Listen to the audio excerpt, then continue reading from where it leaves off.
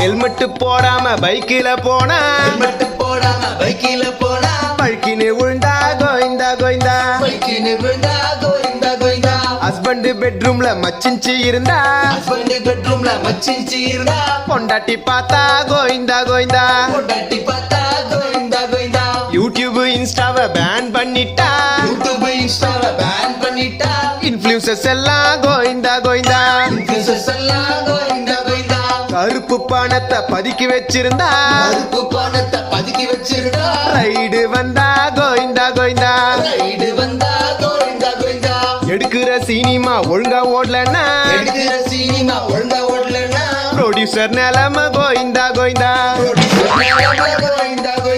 கோடி கோடியா காசு இருந்தாலும் 10 பைசா கூட காசு இல்லைன்னாலும் எல்லாரும் ஒரு நாள் கோயிந்தா கோயிந்தா